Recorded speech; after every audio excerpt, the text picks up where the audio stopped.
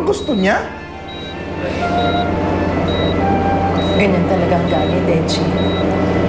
Habang may nakikita, gustong kunin.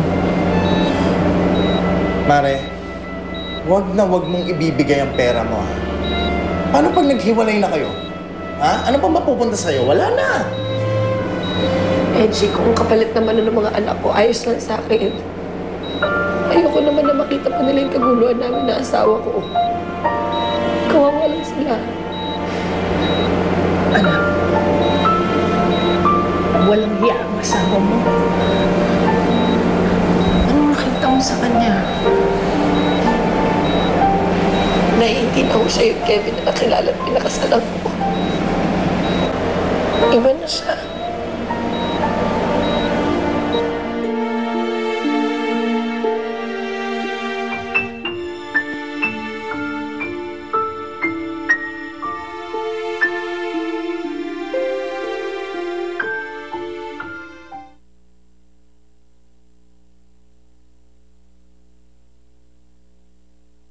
Stella,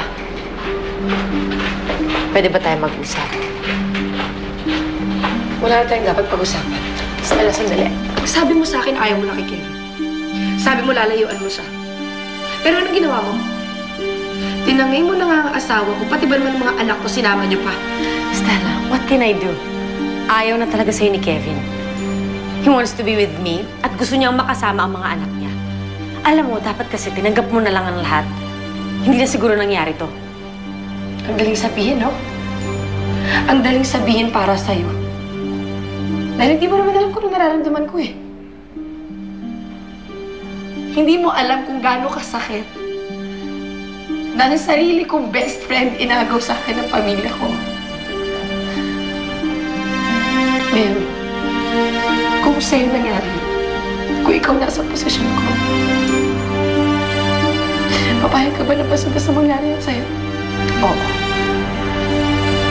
Kung inaayawan na ako ng asawa ko, oo, Stella. Kesa yung nagmumukha naghahabol ako.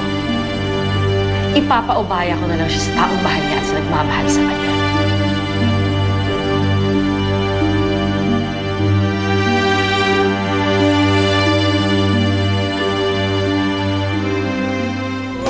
Time of death, 10:25 a.m. Anak, gising!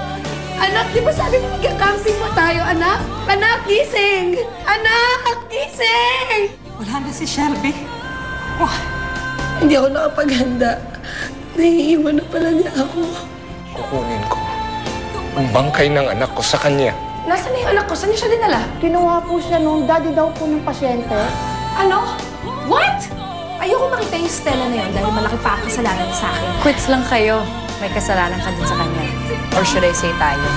Ano ka ba naman? Hanggang ba naman sa kahuli-hulay sa dali, Shelby? Ilalayo mo pa siya sa akin? Itatakas mo pa siya? Kung ako lang masusunod, wala ka ng karapatan sa kanya dahil kung tutuusin, ikaw yung pumatay.